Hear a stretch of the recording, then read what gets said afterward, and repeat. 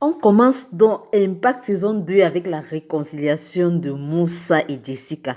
Et que devient donc ce job? Que deviendra ou quel sera le rôle de ce job dans leur couple? Aminata, quant à elle, enfile une nouvelle cassette. Après son père, Maître Bengue, c'est elle la nouvelle Maître Bengue. Oui, oui, oui.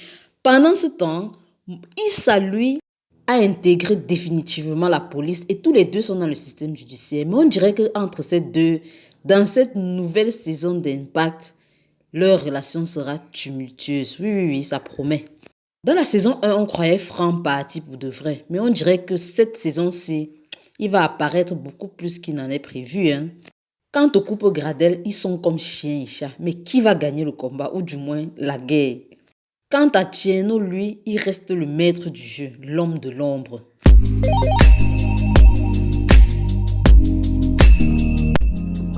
Bonjour les amis, avant de commencer, n'oubliez surtout pas de liker la vidéo, de vous abonner, mais surtout d'activer la cloche de notification. Ouais, pauvre Moussa, donc tu as couru derrière l'anga comme ça. Tu meurs derrière la femme, mon frère. La fille ne veut même pas te sentir. Aïe! Jusqu'à ce que c'est la grand-mère qui te donne le soutien que je vais parler à ma fille. Oui! Moussa, on sait que de l'eau a coulé sur le pont. Beaucoup de choses sont passées entre temps et que tu as dû ramper. Mais franchement, je croyais que ça allait aller plus que ça. Que Jessica devait te tenir tête un genre façon là. En passant, notre cher Yérim porte notre casquette ici, le traître. Ouais, ça me fait rire. Comment il est drôle dans dans ce rôle. Comme je disais tantôt, Jessica t'a fait marcher mal. Et voilà son ami qui disait que non, mais ne le regarde pas trop. Ah, du moins, pourquoi tu es calé sur lui comme ça là? Pendant ce temps, ton propre ami, aussi ton collègue, de ton côté, te dit non, t'en fais pas, elle reviendra, c'est là. Mais est-ce que vous savez que Jessica était déjà avec un gars entre-temps? Ou le gars est encore dans les dragages, façon là. Mais Moussa a dit que non, je prends mes deux pieds ici, là, non, je m'avais parlé à cette Jessica-là. Elle doit m'écouter que sauf. Et la confrontation, alors, ouf. Malgré toutes les explications de Moussa, Jessica lui a craché tout au visage, tout et n'importe quoi. Mais il a appris quelque chose. Quand on l'a appelé pour venir prendre son prix, le gars a parlé. Ouais, parler qu'à l'heure, si là, non, je ne prends pas le prix ci. Et tout ça revient à une fille, à cause, pardon, d'une fille que j'ai aimée, Jessica Gradel. Oh, mon, l'amour. Et ce job, qu'est-ce qu'il devient dans tout ça? Pendant ce temps, non, les parents étaient contents. La mère de Moussa, oh, elle regardait seulement comme ça, là. Moussa est là dans son parlement. Il parle jusqu'à sa genou et pam, il demande en mariage Jessica Gradel.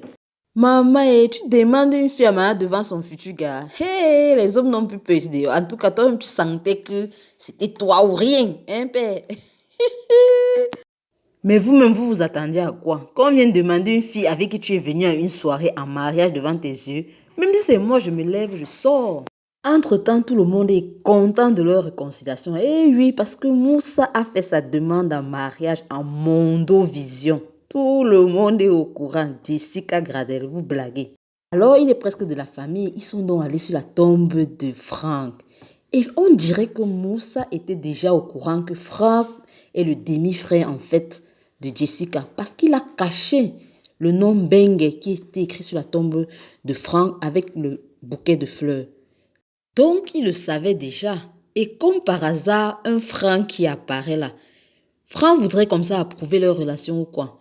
Toujours est-il qu'on n'en a pas fini avec lui. Hein. S'il commence à apparaître là comme ça, je sens qu'il va apparaître tout le long de cette saison. Issa, quant à lui, est entré dans la police. Il tente tant bien que mal de faire son job et il le fait super bien. Sauf que il n'est pas sur le dossier de la mort du maître Bengue. Et il voudra avoir des informations, mais c'est foutu. Il n'y arrive pas. Et même s'il est apprécié par certains de ses collègues, d'autres, franchement, ne veulent même pas le sentir. Oui, il y a la nouvelle fille là. Peut-être c'est un danger pour Aminata, on ne sait jamais. De toute façon, elle est trop proche. Là, elle a même déclaré que tu veux déclarer ta femme. Allez, vas-y. Elle est prête à aider Issa à tous les niveaux. C'est simple. C'est vrai, ce sont des collègues, mais je vois ça d'un mauvais œil. Est-ce qu'il y aura quelqu'un qui va créer la jalousie en Aminata ces jours-ci? Wait and see. Le gars ne lâche pas l'affaire. Et si 50 était un des espoirs de Issa pour trouver ou du moins incriminer Tieno, eh bien, c'est raté parce que 50 est décédé. Et devinez à qui la faute? Tieno. Tieno a payé le médecin pour qu'on en finisse avec lui, carrément. Et voilà une piste à moins. Alors que son chef lui a expressément dit et clairement de ne plus se mêler des enquêtes qui ne le concernent pas, surtout le cas de Maître Bengue, dont il est très proche, ce sera difficile pour Issa d'expliquer à Aminata que comme tu vois là ma chérie, je ne peux pas, je n'y arrive pas. Et effectivement, il a essayé de lui dire et elle trouve qu'il exagère et qu'il ne veut pas l'aider. Alors que quand c'était lui qui était dans les problèmes, elle a fait des pieds et des mains pour le sortir de ce pétrin-là. Mais est-ce qu'elle comprend alors les enjeux? Malheureusement, Issa a les mains liées. Il n'y arrive pas. Peut-être qu'il va falloir passer par une méthode un peu moins, vous voyez un peu, pour pouvoir résoudre ce problème. Sinon, entre-temps, Aminata, elle, a fait son bout de chemin et c'est elle la nouvelle maître Bengue. Oui, vous voyez comment on la récompense partout. Au point où même Monsieur Gradel a décidé de la voir pour son problème avec Madame Gradel. Vous imaginez ça? Heureusement, elle a répondu, je ne veux plus rien avoir à faire avec la famille Gradel. Pardon, excuse-moi. Je ne veux rien. Il dit, mais justement, est-ce que tu sais que c'est même l'opportunité pour toi de te venger de la mère Gradel? Eh oui, parce que reste tranquille. Est-ce que tu sais que Franck est ton demi-frère? Du moins, était ton demi-frère. Et Aminata qui n'en revient plus, qui dit, mais qu'est-ce que tu me racontes là? Franchement, je ne veux rien savoir du tout. Sors et ne reviens plus jamais.